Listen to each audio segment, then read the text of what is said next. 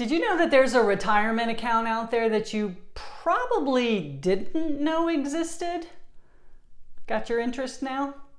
I'm Glenda, and by the end of this video, you will learn about this account and the triple tax advantage that it comes with. So let's get started. First of all, the name of this account is an HSA. And in case you didn't know, that stands for a health savings account.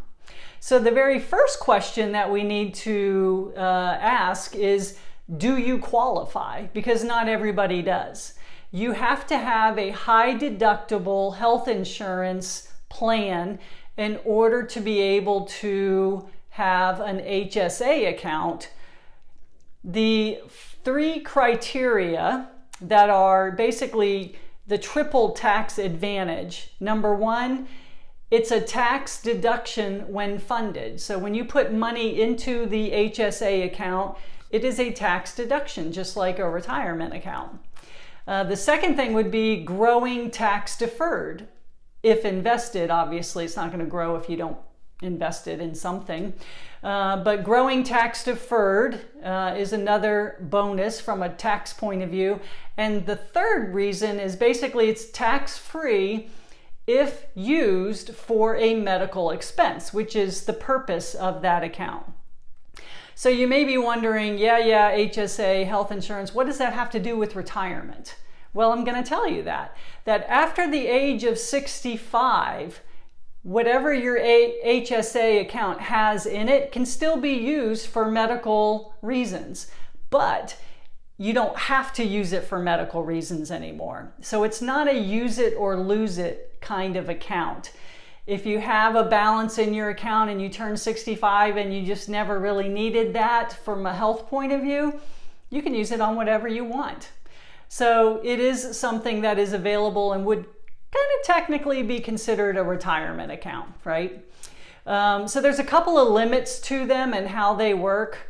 Right now, the plan that you're in has to have a minimum of a $1,400 minimum deduction and $7,050 for a family minimum deduction, okay?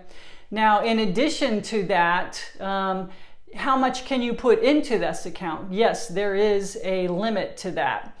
$3,650 is the amount that you can put in as an individual into an account this year. It's actually going up to $3,850 in 2023. The family numbers are $7,300 a year in 2022. 2023, it's going to go up to $7,750. So you can contribute that much to it. Yes, there are tax advantages. It is intended for health use.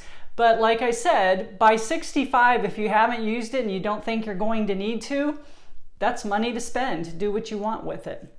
So one tip that I have too, less than 10% of the people that fund an HSA don't really ever invest in it. In fact, less than 10% invest in it, which means that everybody just leaves it in cash.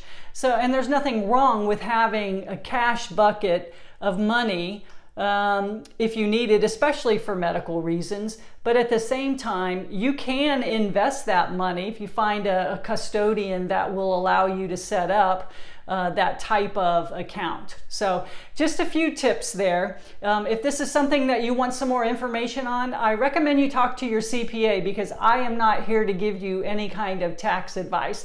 I just thought it was interesting that some people consider the HSA a retirement account. And after looking at it, I had to agree. So I hope you find this interesting. And again, you may or may not qualify. A lot of people don't have a high deductible health plan. And if that's what it is what it is, and you can't do anything about it. But if that works for you, you might want to check it out. Once again, if you haven't subscribed to my channel, make sure you do. If not, give me some thumbs up after this one. And we'll see you next time.